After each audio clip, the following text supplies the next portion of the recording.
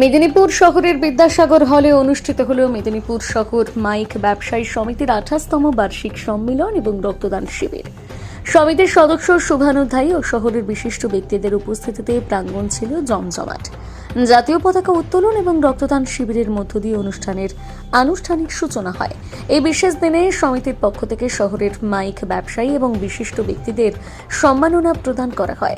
পাশাপাশি সম্মেলনে আলোচনার মাধ্যমে উঠে আসে মাইক ব্যবসার বিভিন্ন দিক ও বর্তমান সমস্যাবলী। আগামী দিনে পথ নির্দেশও আলোচনায় তুলে ধরা হয়। অনুষ্ঠানের অন্যতম আকর্ষণ ছিল রক্তদান শিবির, যেখানে সমিতির বহু সদস্য অতিথি স্বতঃস্ফূর্তভাবে রক্তদান করেন। সমিতির নেতৃত্ব জানান, এই বার্ষিক সম্মেলন কেবলমাত্র একটি সাংগঠনিক কর্মসূচি নয়, বরং ঐক্য, সৌহার্দ্য, সামাজিক দায়বদ্ধতার প্রতীক। শহরে মাইক ব্যবসায়ীদের এই উদ্যোগ সমাজের কাছে এক অনন্য দৃষ্টান্ত। অনুষ্ঠানে উপস্থিত ছিলেন সমিতির সভাপতি আশিস দাস, সম্পাদক রাজু জানা, সহ সম্পাদক বরুণ দাস, জেলা ডেকোরেটর সদস্য মোহাম্মদ তারেক, পূর্ব পশ্চিম Medinipur district chamber of commerce and ইন্ডাস্ট্রির সম্পাদক চন্দন রায়, সমাজসেবী অসীম বর্মন সহ অন্যান্য বিশিষ্ট ব্যক্তিরা। অনুষ্ঠানটি সঞ্চালনা করেন সুমন চট্টোপাধ্যায়। এবছর 28তম সম্মেলন হচ্ছে মাইক ব্যবসায়ী সমিতি। আমাদের রক্তদান শিবির হয়, অন্যান্য বিভিন্ন পরিকল্পনামূলক অনুষ্ঠান হয়, বিভিন্নভাবে সহযোগিতা করা হয় সবকে, বন্যা ত্রাণে বা রক্তদান শিবির বা রাখি বন্ধন উৎসব, এইগুলো সব আমরা পালন করে থাকি। আজকে আমাদের 28তম সম্মেলন। আমাদের আজকে সদস্য 100 থেকে 125 জন উপস্থিত, যেহেতু শহর কমিটির সম্মেলন। আর প্রতি বছরের ন্যায় এবছরই আমরা এইসব অনুষ্ঠান করে থাকি। দেখা যাচ্ছে বর্তমানে ডিজিটাল মাইক সিস্টেম চলে এসেছে, যার জন্য আপনাদের ব্যবসাতে অনেকটা কি বলবেন এই বিষয়ে? ডিজিটাল হলেও আমাদের ছেলেরা করছে, যদিও গ্রামীণ টাউনে আমরা থাকি, তথাপি আমাদের ছেলেরা তার সঙ্গে পাল্লা দিয়ে যথারীতি করার চেষ্টা করছে এবং চলেওছে। মেদিনীপুর শহরে ব্যবসায় কোনো অসুবিধা বা হ্যাম্পার হচ্ছে না আমাদের। আগামী দিনে আমাদের পরিকল্পনা যেমন চলবে, আরও ব্যবসা ভিত্তিক যারা ডিজিটাল সিস্টেমের দিকে যাচ্ছে তারা আরও এগিয়ে যাবে, এটুকু আশা রাখছি। এবং সম্মেলন সুষ্ঠু এবং সুন্দরভাবে হবে, এইটুকু আশা রেখে আমি আমার কথা শেষ করলাম। আমার নাম আশিস কুমার দাস, মেদিনীপুর শহর আমাদের মাইক ব্যবসায়ী সমিতির সভাপতি।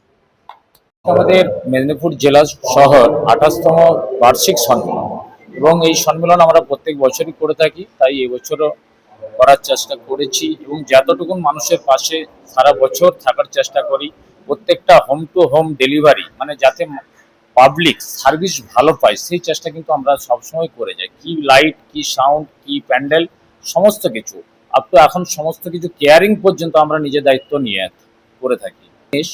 যেটা আমরা সচরাচর দেখেছি, আমাদের সাথে আমরা যেহেতু একটা নিয়ম শৃঙ্খলার মধ্যে আছি, আমাদের একটা ইউনিয়ন আছে, আমরা আমাদের যে সমস্ত ইউনিয়নের মেম্বার আছি আমরা ব্যবসা করার চেষ্টা করি, সেটা কিন্তু আমরা সঠিকভাবে চেষ্টা করি। কিন্তু আমাদের বাইরের থেকে কিছু সাউন্ড এসে আমাদের এখানে ডিস্টার্ব করে, মানে আমাদের পরিবেশটা আমরা যেভাবে চাই মানুষকে ক্ষতি না করে অথচ সিস্টেমে কাজ করতে, যেটা যেরকম জলসা মহারাজের জলসা সিস্টেমের সঙ্গীত প্রোগ্রাম সঙ্গীতের মতন হবে, শীতলা পূজা মনসা পূজা যেরকম হবে, কিন্তু বাইরের কিছু আছে সাউন্ড, তারা বিদেশ থেকে বাইরের থেকে আসছে, উড়িষ্যা, ঝাড়খণ্ড বা পূর্ব মেদিনীপুর থেকেও আসছে, বড় বড় সাউন্ড।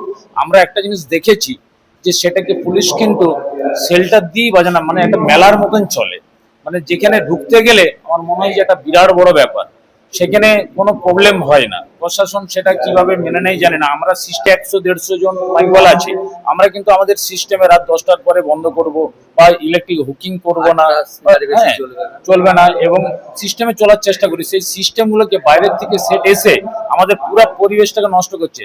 আর না হলে আমাদের ব্যবসা কিন্তু চালানো খুব ক্রিটিক্যাল হয়ে যাবে।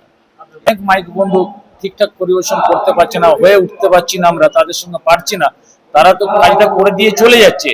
একটা সাউন্ডের রেট এখন 5 লক্ষ টাকা নিচ্ছে, ডিজি 3টা ডিজি বা সমস্ত কিছু করে এসে পুরো একদম সাউন্ড করে হার্টের দোষ ধরিয়ে দিচ্ছে। আর আমরা সিস্টেমে চলার চেষ্টা করছি, কিন্তু আমাদের উপরেই হয়তো প্রশাসনের চাপ আছে। তবে আমরা একটা চেষ্টা করবো আগামী দিনে ওই ধরনের ডিটেল বেরিয়েছে, আমরাও সেই সিস্টেমটাই নামানোর চেষ্টা করছি এবং অনেকেই আমরা নামিয়েওছি। আশা করি পুরোটা না পারলেও কিছুটা আমরা সমস্যার সমাধান করতে পারবো। আমার নাম হচ্ছে বাপি নিয়োগী। বরুণ দাস। এর অত্যাচারটা একটু বেশি হয় ঠিকই, কিন্তু আমাদের শহর জোনের মধ্যে এই সমস্যাটা নাই, ঠিক আছে। আর আমাদের প্রশাসনের দিক থেকেও কোনো রকম সমস্যা নাই, সুন্দরভাবে আমরা ব্যবসা করি। একটু টাউন থেকে গ্রামের দিকে ঢুকে গেলে তখনই এইসব ব্যাপারগুলো বেশি দেখা যায়। আর এতে আমাদের এখানের মাইকের চেয়ে কিন্তু বাইরের মাইকই বেশি আছে। আমার নাম রাজু জানা।